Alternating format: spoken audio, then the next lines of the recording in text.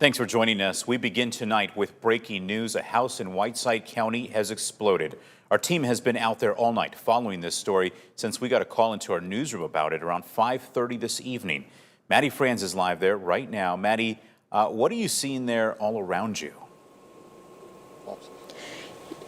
Yeah, John, this is the aftermath of that entire home explosion. You can see there is debris from this house all over this property. But we're going to draw your attention to something right next to us. You see all that pink fluffy stuff that's strung up in the tree. That is insulation from the walls that have exploded, along with some little pieces of drywall and some branches that have been sheared off by the explosion on the other side of that tree.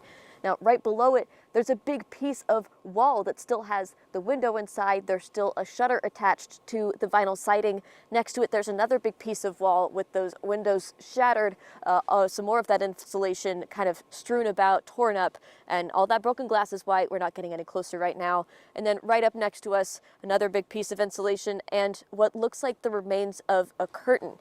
Now, first responders believe that this explosion is the result of the family leaving the heating on while they were out of town.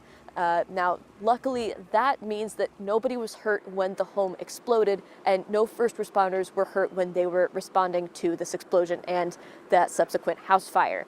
Now, the Morrison Fire Department is taking this as an opportunity to remind people to be careful with their HVAC, their heating, their appliances as we get into these colder temperatures. With the cooler weather coming on, definitely if your furnaces have been off, have your furnace inspected, checked out, so on and so forth. Same way with wood burners, chimneys clean, check your fire alarms, all that. Now, first responders had to call in an excavator as they were responding to this fire because that house collapsed into the basement when it exploded. So they had to use that excavator to pull out that debris from the house and check if there were any more spot fires hiding underneath all of that. Now, the sheriff says that the family is on their way back to Whiteside County to do their best to recover from this explosion. And, John, that's about all we know right now. I'll send it back to you in the studio. Yeah, an incredible scene out there, Maddie. Thank you. All right, Cuff, thank you. Breaking just 10 minutes ago, we've learned that skeletal remains, including what police believe could be a human skull, were found at Northeast Park in Kewanee. We're taking a live look right now at the park where our crew tells us the whole park is closed for an investigation. You can see the fire truck there, and investigators sort of walking around in that area. The caller into our newsroom reported a heavy police presence and crime tape at 15th Avenue and 42nd Street. We're taking a live look at that right now. Now, at this time, we're unsure of what happened and if there's any injuries. We've reached out to local police for more information and are waiting to hear back. We'll continue updating this story on air and on our website at WQAD.com. But first, we have some breaking news to tell you about. Right now, we have crews on the scene of a two-car crash in Silvis. This is a live look right now.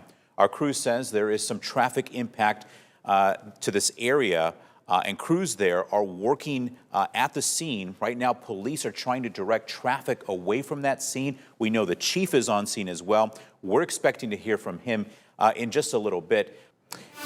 And of course, back to that breaking news that we told you about at the top of the show. Our crews are still on the scene of a two-car crash in Silvis. The Silvis police chief just spoke with our team there. He says one of the cars crossed the median and hit the other car. We know 6 people total were in the cars. One has been life-flighted away from the scene. The chief said he doesn't know right now if alcohol contributed to this crash. All of this happening on John Deere Road right now near the Walmart in Jewel Osco in Silvis. All right, we are taking a live look right now at the Rock Island National Cemetery on Arsenal Island. Today, 4 days out from Memorial Day, our community honored those who have served our country. Community members placed flags at the headstones of service members. You can see them on your screen right now. Now, among those graves you see there is James Ketz, professionally known as Jim King. He spent 4 decades as a pillar right here at WQAD. Of course, he was a Quad Cities icon. He served in the U.S. Air Force in Korea. Almost 40,000 veterans and their loved ones are buried there across nearly 30,000 headstones. Every year, volunteers help make the flag placement tradition happen. We thank them and of course their families as well. Soldiers, as you head into deployment, know that you do not go alone. It's an honor, first of all, to pay tribute to the soldiers that are sacrificing a year of their lives, and also pay tribute to their families.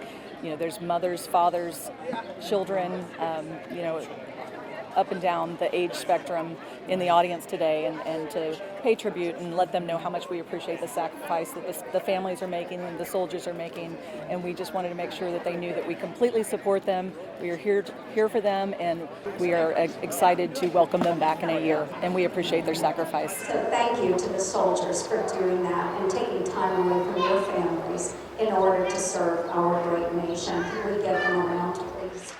Well, I deployed with the Iowa Army National Guard just over 22 years ago for Operation Iraqi Freedom 1 at the beginning of the global war on terror. And it's really good to come back and see the strength of America right here in the heartland in our own Army National Guard. They are strong, young men and women. Simulation, I love the simulations. It's as close as you can get here in the States, so I love them. I mean, yeah, it's putting extra gear on and extra, getting everything ready, but I think it's more fun that way, and you actually learn more because you see where you mess up. Can't be more than excited to face that challenge, to go into a very austere condition with JRTC, and then be ready to mobilize after that. It'll improve our capabilities and make us the best fighting unit ready for our mobilization.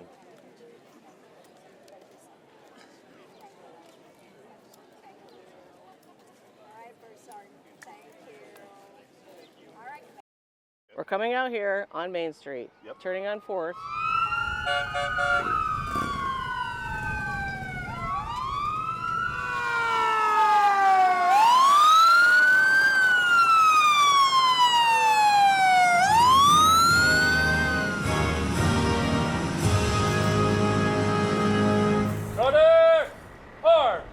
The town came together, unlike anything I've ever seen before, and they came and welcomed myself and Specialist Thomas home, and it was really cool to see.